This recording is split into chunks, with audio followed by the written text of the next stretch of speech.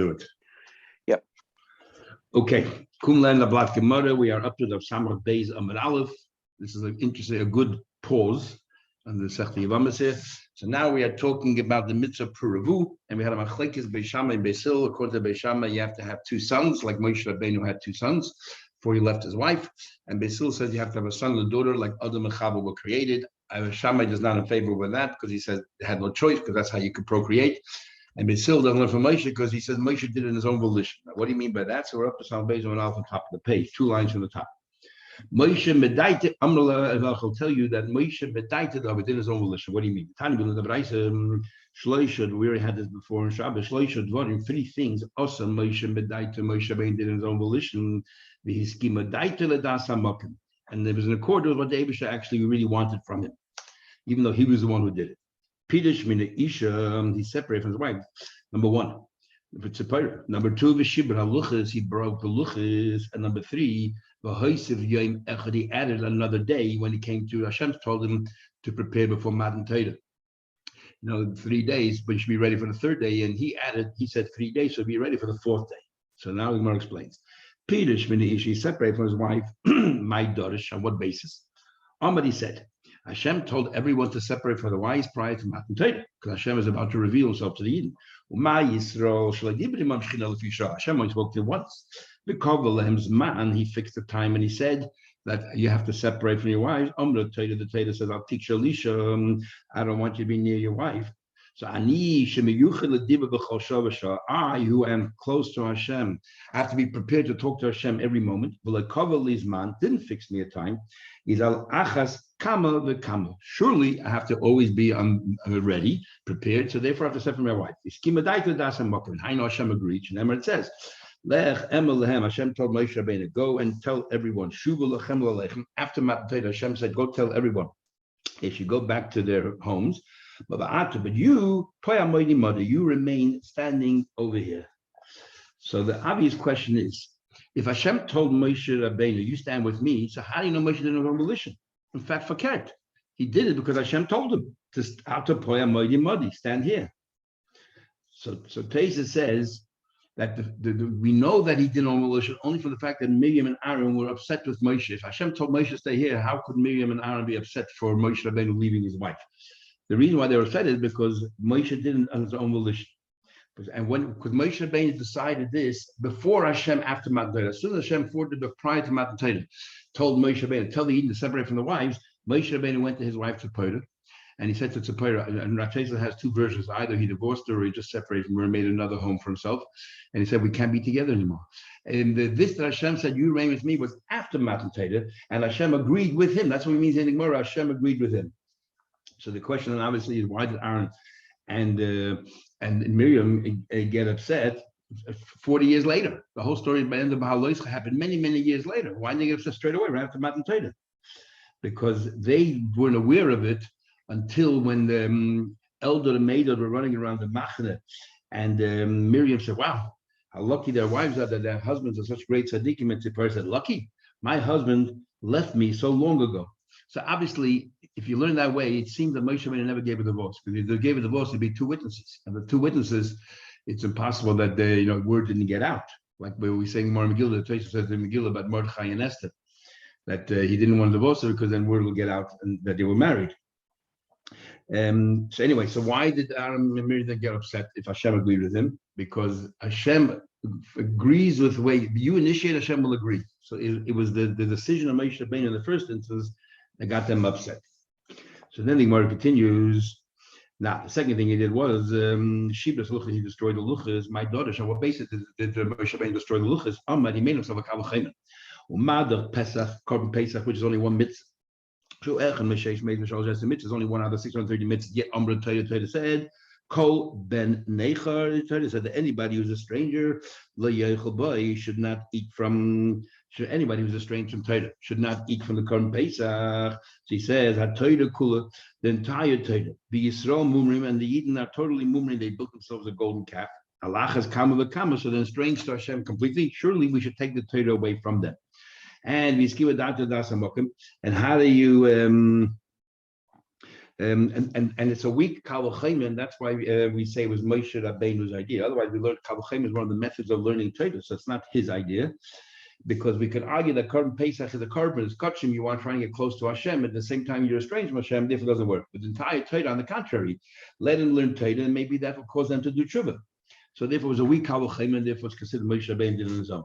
How do you know Hashem finally agreed with it? The Chsiv, it says a pasuk, Asher Shibarta, that he says, Hashem said to Moshe, I want you to carve out 2 new stones, and I'll write the luchas like the first luchas that you broke.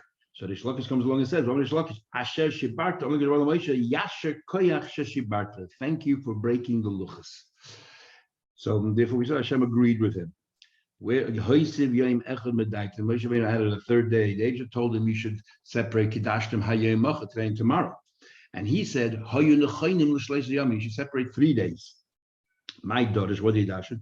It says, Kidashtim Hayom Macha, Hayom Kemacha, today is like tomorrow.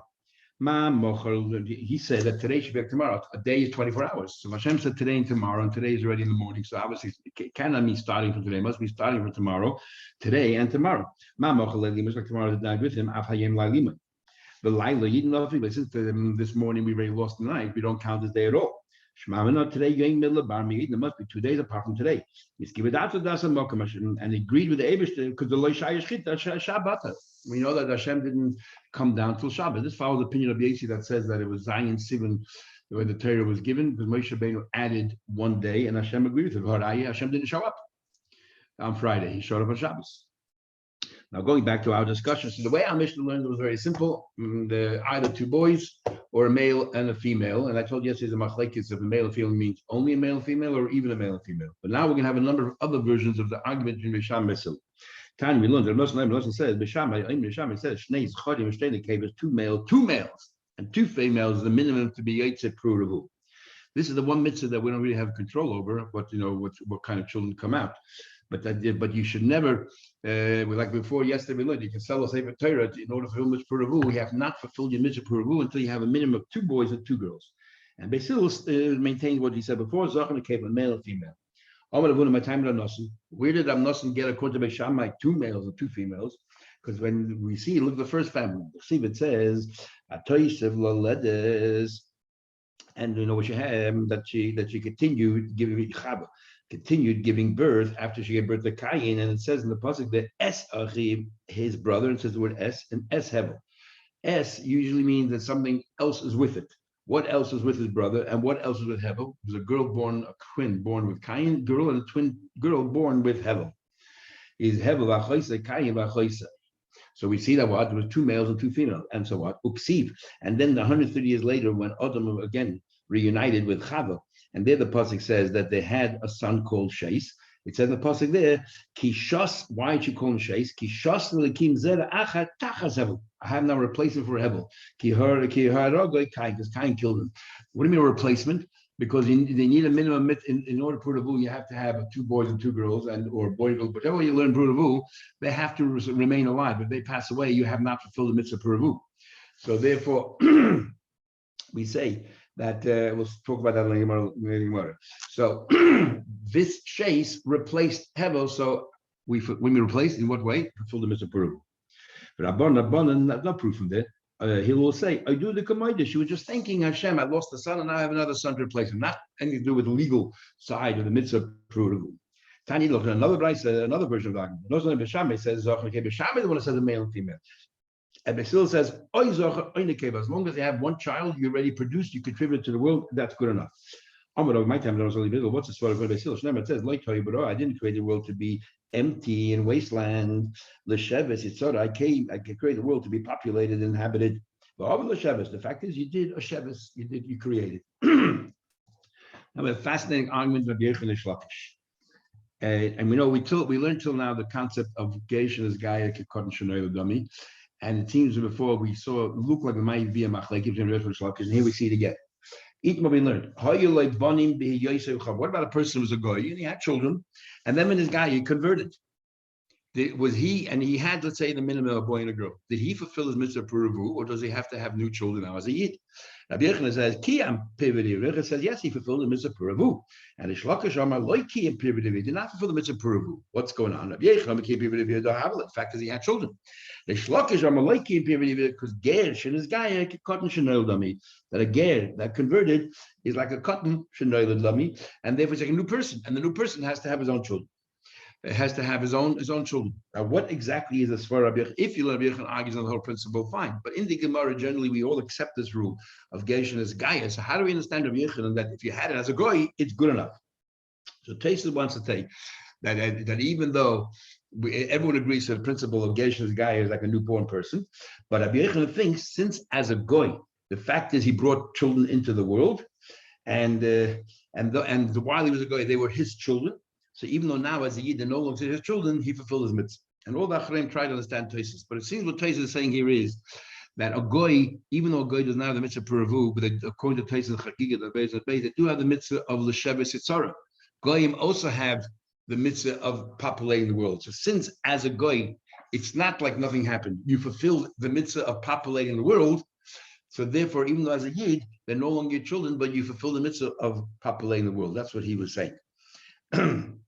However, the thing about Ultimayit is very similar argument of Yechon Shlaki regarding another matter. Even we learned this guy forget if he had children when he was a guy and then he converted. Rabbi Yechon says that he does not have that he now has more children. The firstborn as a Yid is not called a B'chor.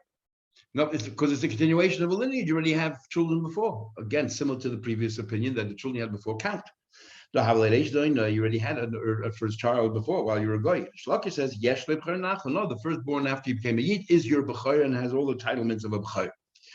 Why? Because Gesh is a guy, because you know them, like a newborn person. Says the Gemara, why do you need both arguments? The principle is the same. No, if we only do the first case about Puravu, I would say as a goy, you also populated the world. So it sounds like the Gemara as well that you fulfilled something, you did some kind of a mitzvah of the Sheves Yitzhara. But while a goy, when it comes to Yerusha, the lav b'nei nachla ninu, there's no laws of Yerusha. Now, what do you mean there's no laws of Yerusha as a goy?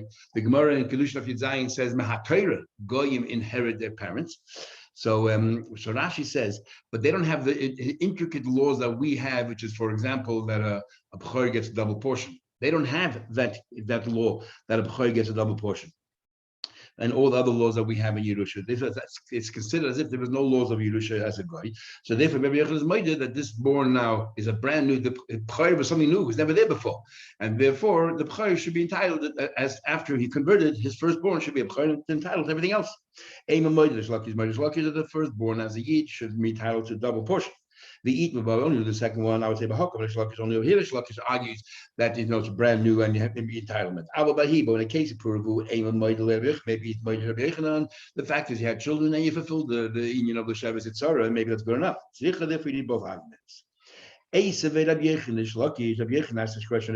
You say that as a goy, there's no that the children don't count. They're not considered his children. Let me ask a question. After he becomes a yid, you say the children don't count.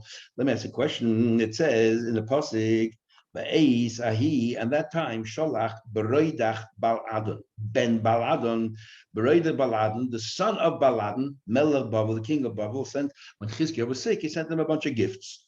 Now it seems clearly that he had a father. We do trace him after his father. So they did have children as a goy. Of course, as long as he's a goy and the father everyone remains goyim, they have of course relationships. But what I'm saying is in this gaidu, once a goy converts, it's a newborn person, and therefore, just like the halach is, a brother can marry a sister, they converted, so it's no longer family. It's no longer connected to each other. But everyone agrees that Eved, if let's say you have an Eved Kanani and he had children while he was an Eved, and then he can, then he's freed, and now he's a full-fledged Yid, the children he had prior are not his children, and therefore he definitely has to do the mitzvah puravu again. Why is an Eved different? How come when Eved she'ein lechayis, while he was an Eved, he has no yichus, he has no connection to the family, no familiar connection. It says, Shvu lechem poyim achamor. He tells Eliezer, "Stay, remain here with a donkey," and we dashen am hadem lechamor, that you Eliezer are like a nation that is similar to a donkey. In other words, that the kids are not your kids at all. Even though he was saying talk to Yishmael as well, but we're focusing on what do you call it? On Eliezer. When we say Dom Lechamoir, and therefore you have to start all over again. Says the Gemara, Meisel asks a question. It says, okay, I'll find you another one. It says, Uletziva Mipiboishes, that Shalom Melech's son had a number of asses, including he had a servant. One of the servants called Tziva. Uletziva, he was an Eved Kanani. He had Chamisha Zabon, 15 children, Ve'esim Avodim, and 20 slaves. So we see clearly from here that the children are his. And he's an Eved Kanani, and yet he has children.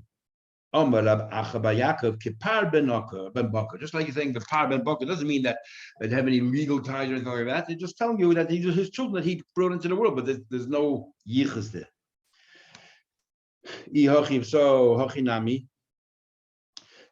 so, the same thing over here. So Baladan, the same thing. So it doesn't over there also is just Par Ben Bakr, just telling you who he is. Nothing legal there. So why did you say before as a goy? Everyone agrees as a goy he had children, everything else. Shani Hossam, the Yachsinu b'Shmayu u'Shmod Avun v'Ochaloim b'Farish.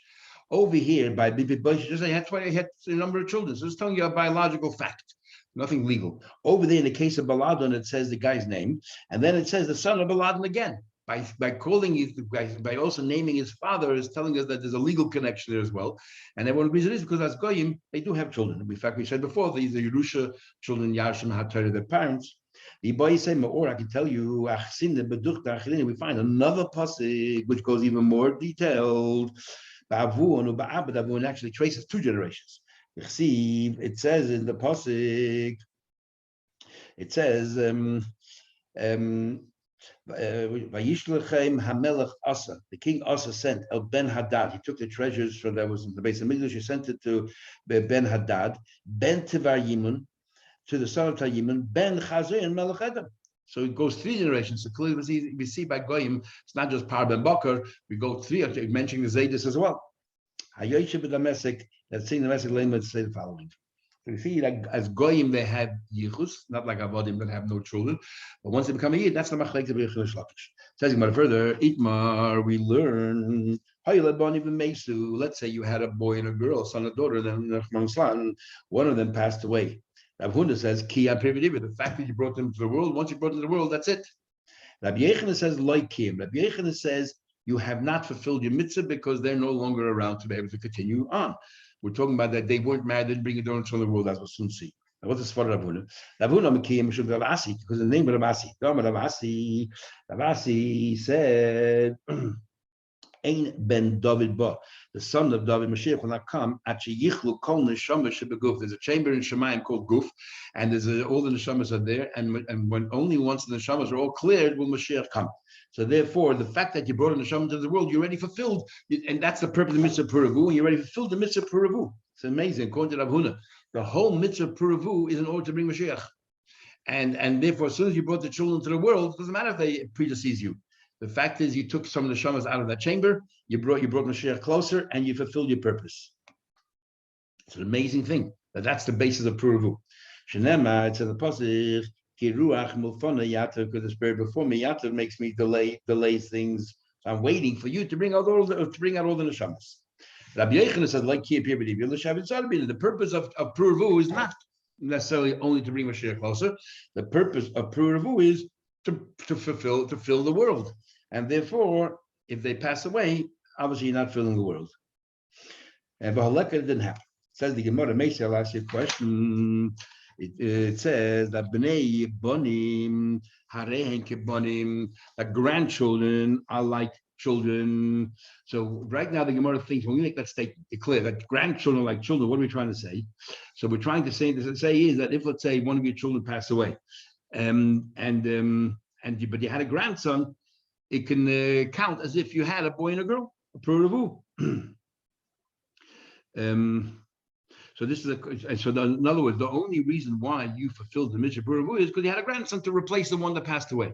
You, Rav Huna, said it's irrelevant. The main purpose, the thrust of puravu, is to clear out that chamber of goof in order to bring Mashiach closer. So what do I need grandchildren to replace my children for? Who cares? Says Gemara, Kitanya, that's talking about something totally different. Lahashli. We're talking about it means something else. It's talking about lahashlim, which means you only had one child. So right, you only had one child, and you only had a son. And this son then got married and had a daughter. And it's as if you fulfilled the mitzvah puravu because you had a son, and as a result, because of your son, you had a granddaughter. So the fact is, you had a boy and a girl, and that's called lahashlim. But according to Rav Huna, that's how he learns shop. And according to Rav Huna, if you had a boy and a girl and one of them passed away, you definitely fulfilled the mitzvah. It doesn't matter if there were any grandchildren or not. Says the Gemara Meisha. I'll ask you another question. It says Bnei Banu and Ekebanim. It says in this Bryce in much more detail. It says that grandchildren, like children, meis echad mehem. If one of them passed away, so one of your children turned out to be sterile, so they were not able to continue the lineage. Like kiyam, but if you have not fulfilled the mitzvah, so he clears them here that if one of your children passed away, it's irrelevant that you had a granddaughter to replace the daughter that passed away. It doesn't help. You need in your next generation to have a boy and a girl. So it's not like Rav Huna that says as long as you brought them into the world, good enough. To you, to Rav Huna, to you, to that repudiates the view of Rav Huna. In other words, the purpose, the mitzvah puravu might be also to fill the chamber of Gufa to bring Mashiach, but but that isn't the only purpose. It's also to populate the world, and therefore you need a boy and a girl. It doesn't help having a granddaughter. It doesn't replace your responsibility to bring your own daughter into the world. Let's go on further. Savar Ambai, the name of the Abai was of the opinion that wants to say, bro lebro. Abai wanted to say that your son should have a son, ubarta lebartam, and if your daughter had a granddaughter. No, we just said if you're a saris, if it's sterile, doesn't bring any more children to the world, you have not fulfilled the mitzvah puravu. So Abai wanted to say that if your son brings another son into the world, a grandson, and your daughter brings a granddaughter in the world, choshkim bro lebarta, or if your daughter brings a grandson in the world, but if your son brings in a daughter, it's not good enough. It's not good enough. Who cares the grandchildren if you bring in two boys, two girls, grandchildren, two grandsons or granddaughters, makes no difference. The fact is, you fulfilled your obligation. Kuli alma miyas. However, everyone agrees better that you hold the buyer of it. If you had two children and one of the children didn't have any you didn't bring any grandchildren, but the others, let's say your son brought in a son and a daughter, a grandson and a granddaughter, you have not fulfilled the mitzvah puravu because one of your children is like sterile, didn't bring any more, doesn't help. Says the Gemara. Veloy, not so. In fact, there's the Rambam holds that when it comes to grandchildren, so there's a machlekes rishonim. When it comes to grandchildren, we say that it has to be lineage, it has to be grandchildren in order to fully complete the mitzvah puravu, there has to be grandchildren. So you continue your lineage. According to the Rambam, according to some rishonim, we don't care what the grandchildren are. We don't care the grandchildren, boys or girls. It makes no difference. And let's say if somebody passes away and they bring, but they have children left behind them, it doesn't matter. Good enough. Why? Because the grandchildren it proves that your children were good enough. So since you had a son and a daughter, it doesn't matter what children they have, whatever they are, all they're doing is they're representing their parent, which is your child. So even though, let's say, your daughter brought a son into the world, it's as if your daughter passed away. It's as if your daughter is still alive because the son is because of her. That's what some Rishonim learn. Other Rishonim learn that the grandchildren also have to be a boy and a girl because we look at the grandchildren themselves, who they are. Says further, you're telling me that what? That two children out of one of you, two grandchildren out of one child, and the child didn't have any, doesn't help. So that's a question. Rabbanan wants to marry a woman, but he should have a son, and he said clearly the sons of my daughter are good enough. They told him to get married, to have another child. He only had a daughter, and they told him get married so you can have a son. Get married again or get married to another wife to have a son. And he said, no, my daughter has children and that's good enough. You just said before that everyone agrees that Trei Mechad doesn't help. That if you only have one child who produces and having that child has a number of children help. Says the Gemara, Hasam Dechuy Kamat Chiluhum. Rav Sheshes was just trying to brush them off. And why is that? Rav Sheshes knew he couldn't have any more children. And why not? Rav Sheshes Rav Sheshes became sterile because of the yeshiva Rav Huna. Rav Huna was a Rosh Yeshiva, and he was a Gadol Hador, and no one had the chutzpah to walk out of the middle of his shir. And his shir went on for hours and hours and hours, and many of them had to go to the toilet, but they didn't have the chutzpah to walk out of the middle of the shir. And as a result of that, he became sterile. So he knew he couldn't have any more children. So therefore, he just brushed them off, and he said, "I'm Yetzer, leave me alone." How do we know this? How do we know that we know? How do we know that? We know that the son's son is like your son, but I know that the daughter's son is considered also like your son. Because the love in Harasha said, the girls are my girls, your girls are my girls, your sons are my sons. That's how we know. El Meata, he also said then, the sheep are my sheep. What does that mean by that? What he meant was, not that they're mine, that you got them from me. He was saying to them that the children you got from my daughters. That's all he was saying. The proof is actually from here.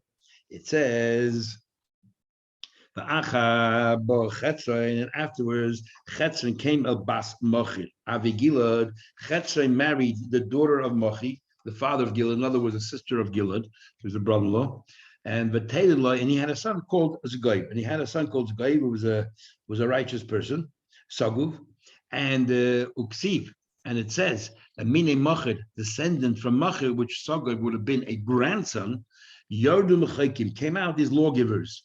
Uksiv, and it says Yehuda Mechaki, and it says that Yehuda was a lawgiver. So how could it be Yehuda and Chetzron came from Yehuda? So therefore it was Yehuda. Then we said it came from Machir as well.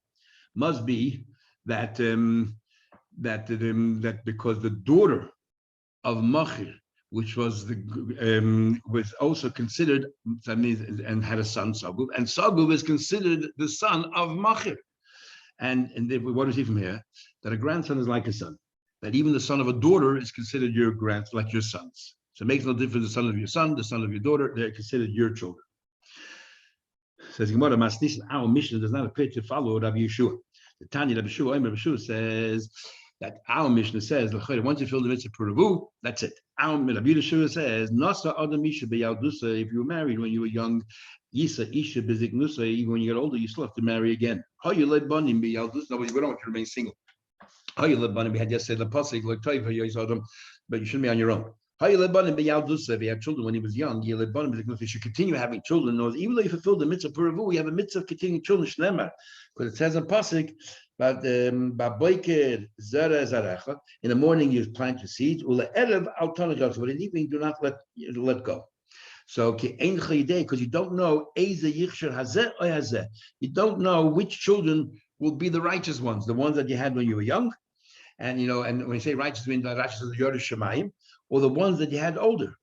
The im shneim kertem, all of them will be good.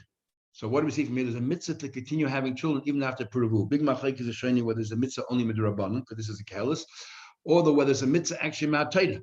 When it comes to the laws of contraception, all that kind of stuff, the rabbanim are generally much more relaxed or much more lenient once you fulfill the mitzvah Puravu with mental situations and other things, much more lenient than halacha, because most poskim hold is only midrabanan. But Kiva Darshans, when it says here, in the morning you planted seeds and in the evening you don't stop, it's not talking about literally having children, but he says it means, if you learned Torah when you were young in yeshiva and so on, you have to continue learning Torah even when you get older. You're a teacher when you're young, don't give up when you're young, continuing getting older. It says, in the morning you should plant your seeds.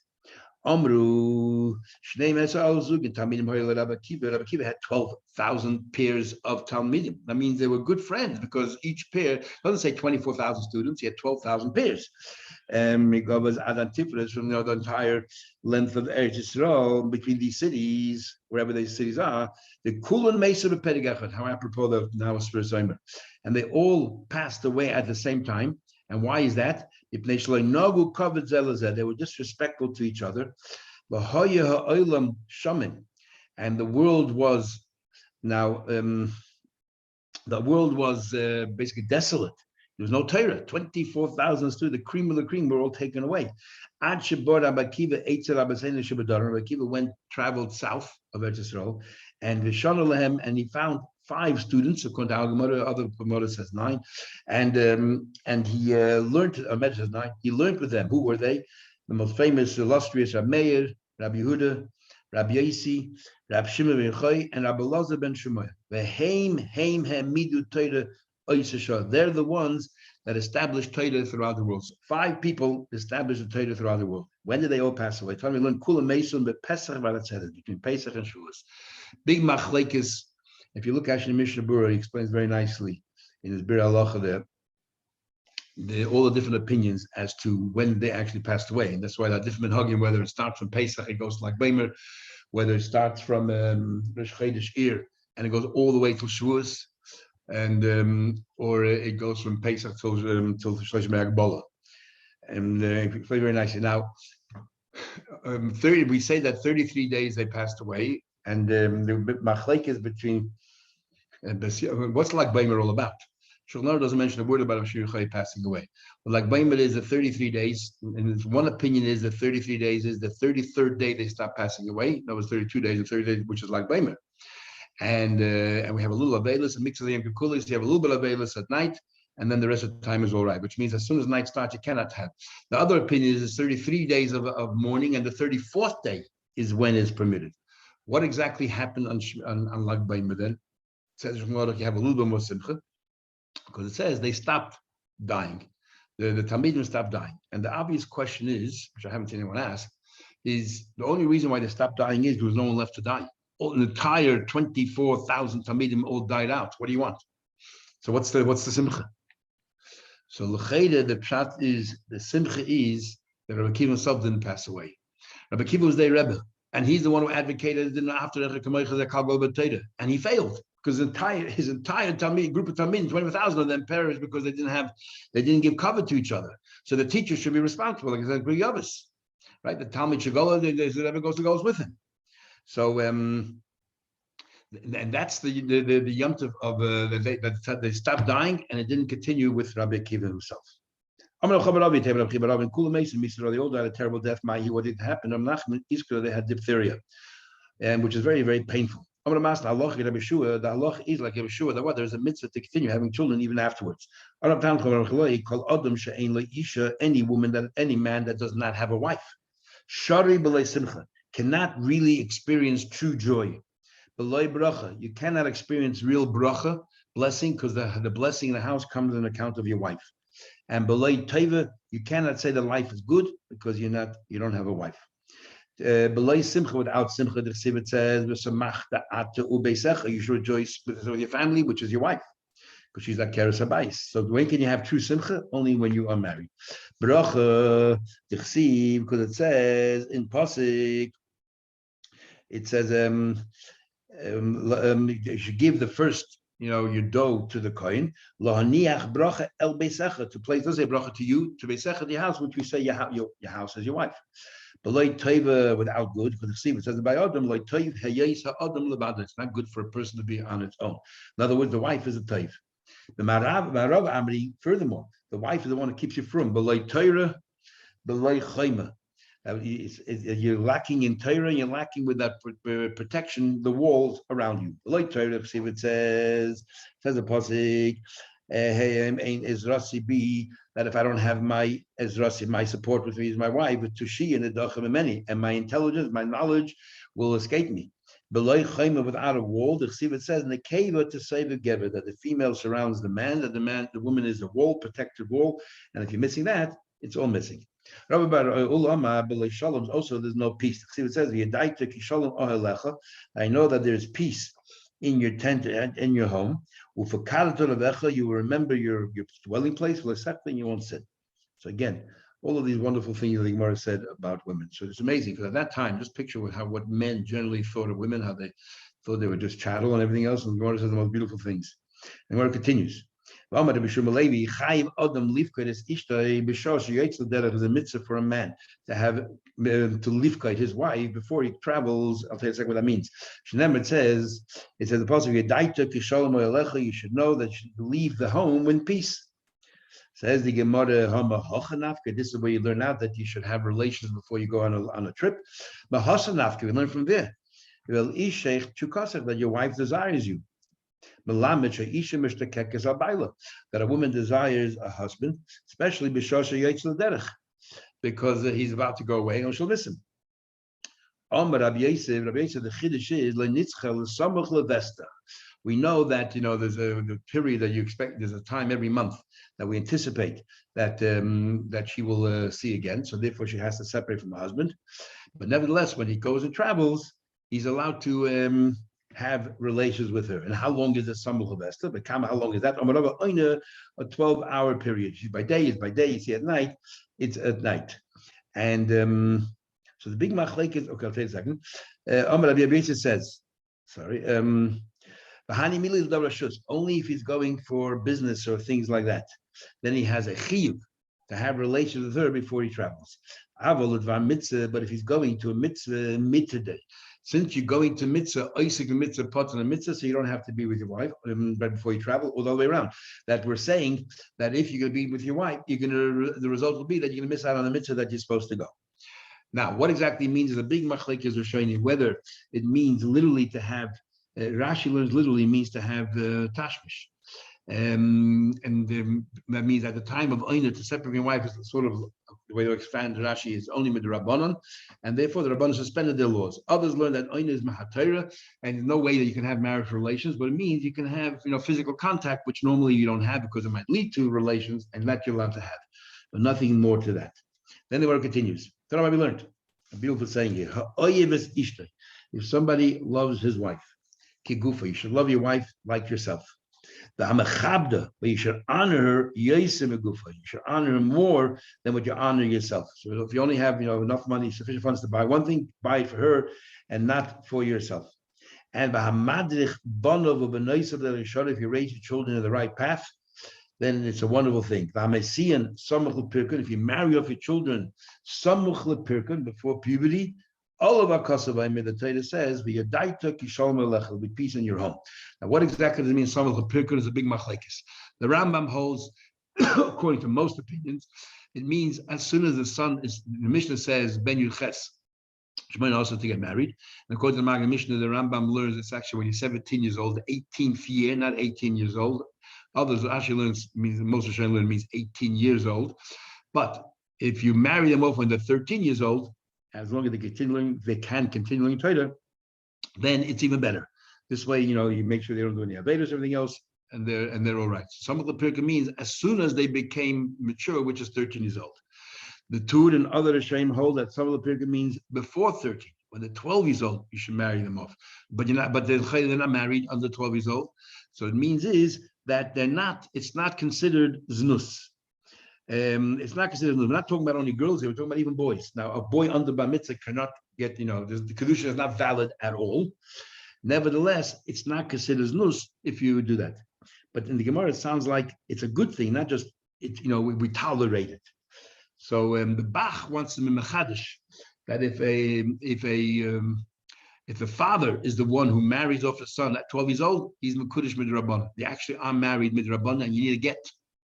So that's why all these shilas happen when they make these mock plays, a chuppah and everything else. Even they say, the kids on the bar mitzvah. If the father agrees to this mock play, there's all kinds of shilas. If you also you have a mock chuppah, you give a ring, you say what happens then? Because according to the Bach, and the many poskim who paskin the Bach, 12 years old also can be considered married midrabanan. Then the word concludes: the hanoise is basa choisei. If somebody marries his sister's daughter, your niece, is a great thing. Why is it a great thing? Rashi says a very interesting thing. Rashi says here that a guy generally is closer to his sister than to his brother. And therefore, if your sister's daughter is married to you, you will love her more than an ordinary wife because you see in her your sister. And therefore, you'll become very, very close. That's how Rashi learns. In other words, it's specifically only your sister's daughter. The Rashbam learns it could also make no difference if your brother's daughter or your sister's daughter. And why is that? And he says here, the reason why the Gemara mentions your sister is because generally your sister is what do you call it? I guess you talk to her more, whatever it is. But Rabbein Tam says an interesting thing. That you know why it says your sister's daughter? Because your sister's daughter is like you. It says that before you marry a woman, you should look at her brothers. So therefore, if somebody married your sister, they looked at you and they decided that you're all right. And therefore, the child that they're going to have are going to be similar to you because the child takes after the brother or the mother. So therefore, this is your bashert because you are very similar. As if to say that people who are similar are the best kind of couple. Then he concludes, if you marry your sister's daughter, and if you lend money to a poor person when he needs it most, all of Hakosav Aimer regarding here, the Torah says, Oz Tikra. It says, the Pasuk says, if you see somebody who's naked and you cover them, in other words, you see them in sorrows, it says, like the silent from your own flesh, don't hide. And it says, so if you lend money to your poor person, while you need, Oz Tikra, you will call out to Hashem, and Hashem Yan, and Hashem will respond. Hashem responds straight away. And to Shaveya will help you out. The Yemen Hashem will say, Hineni, here I am. Taisus already asked, another Shani with Chagiga, we learned that it's a bad thing to lend to a poor person, B'shas Dochkoi. So some of the Shani want to say, over there is talking about you wait till Mamish are the lowest ebb and then suddenly you step in, rather than helping them before. Here we're talking about helping them. As soon as you see the guy starting to fall into trouble, you help them out. That's a good thing. If you wait till the very end, that's a terrible thing. Taisus brings, however, interesting shot that it means that, for example, the government has, you have dues, you have payments to make, but if you don't have the money, you can negotiate and maybe pay 10 cents to the dollar, do a part 10 arrangement. But the government's forcing you to sell your assets. So you come along and say, oh, I'll buy all your assets and pay top dollar, and all that money goes straight to the government. You're not helping him out. If you wouldn't have helped him out, maybe you can negotiate with the government and get a much better deal and walk away with something that leaves a shirt on his back. So you're a terrible person. Okay, we'll stop paying attention tomorrow at 7:15 in Mitzvah Hashem.